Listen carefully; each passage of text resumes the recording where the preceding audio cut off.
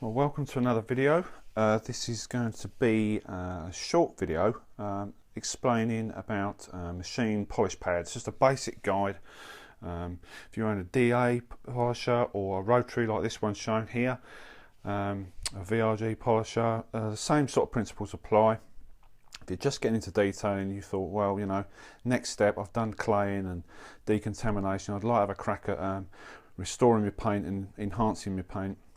I'll get myself a polisher.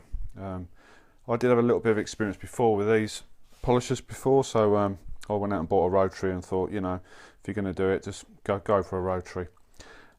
This video is just going to be about the basic guides into levels of correction and the applications we can use these pads for. If you look on the left, this is the softest pad. These are all liquid elements pads.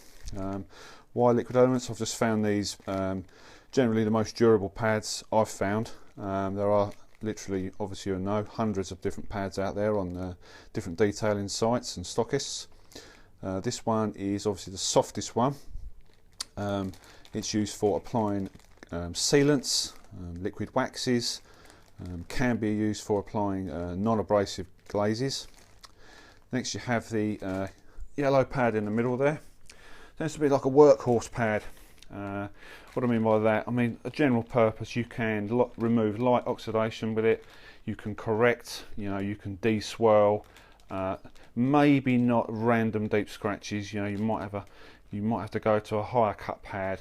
But this tends to be a real workhorse pad. It does you can finish with this. What do I mean by finishing?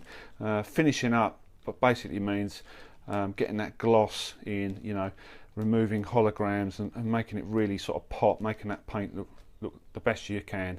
This is probably my pad of choice at the moment. The last one here, especially on single stage paint. We've got a car with single stage paint. When we first got it, there was no gloss on there. The previous car before that, the old Polo, I don't know if anybody who follows me on Instagram, you would have seen the Polo. We did use these on there. What can happen is on single stage paint, these clog. Let's bring this up to the camera, and they do clog up slightly.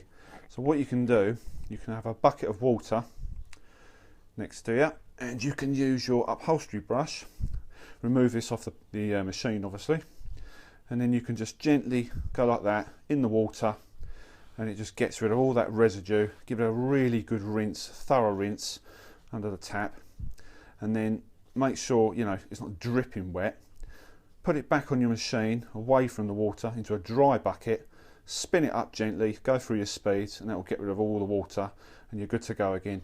Or better still, have a spare set of these. It's always better to have a spare set of pads on the day.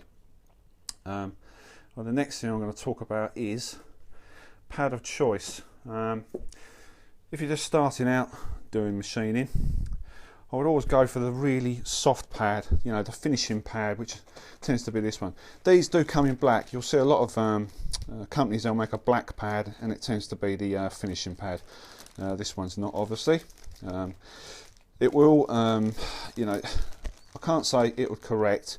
It would certainly improve the appearance of a car that's not been machine polished, especially with putting on liquid waxes and some glazes out there. Some paint cleansers have got micro abrasives in, and the ones that have got micro abrasives in, if you're not getting anywhere with this, then step up your pad. You know, go to the yellow pad, and then you probably get better results. All depends on the day, depends on the paint, and depends what you're trying to achieve.